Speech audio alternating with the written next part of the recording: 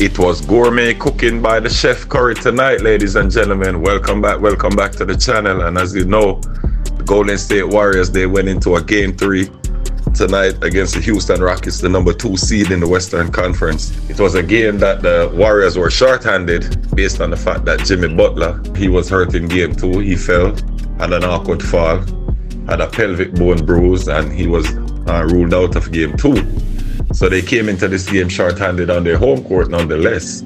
And against a very inspired Houston Rockets team, they really put on a great performance, led by their captain, of course, the great Steph Curry. He really had a magnificent game tonight, ladies and gentlemen. After struggling initially in the first quarter where he only had 2 points.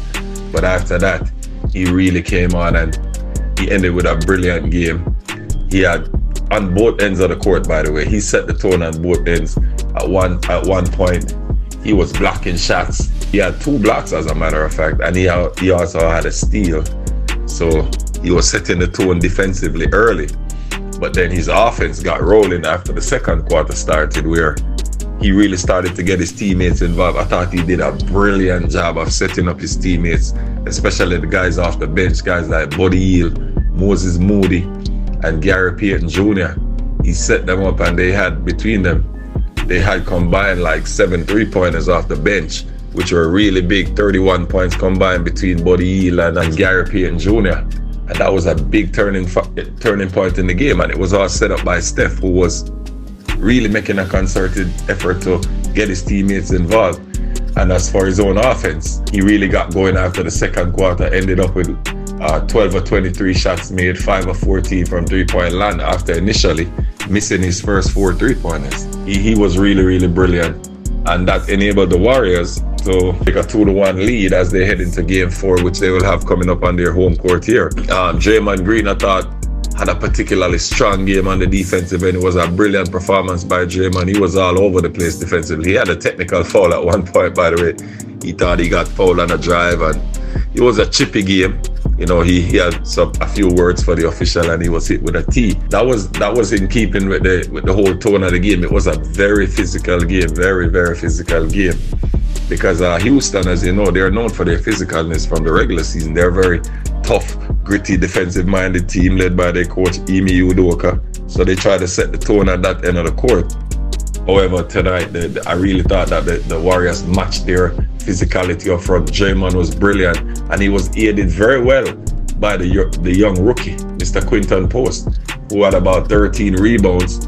Didn't have a lot of points. I think he only had 2 or 4 points of the game, but on the defensive end, he was intimidating. He was blocking shots. He was getting defensive rebounds, and I think that serves as a good sign for the Warriors going forward, because one of their only weaknesses, especially with a healthy Jimmy in the lineup, is that, you know, maybe they're a little bit shaky in the area of rim protection and bigs in terms of rebounding. So if Quinton can come in and play that second big role right next to Draymond, that would probably set them up for a deep run in this Western Conference. So it was a nice look for the Warriors. As far as the Rockets were concerned, I thought they had a very tough offensive game. They played well defensively. They were really physical.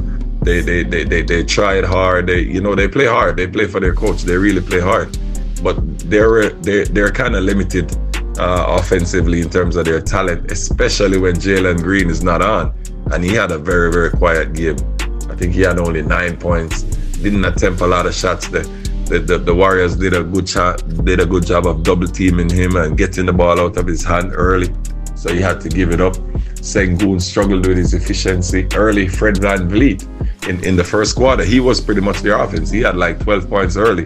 But after that, the Warriors, they did a good job of slowing him down. So he only ended up with like 17 points. And for the rest of their team, there wasn't much more to write home about.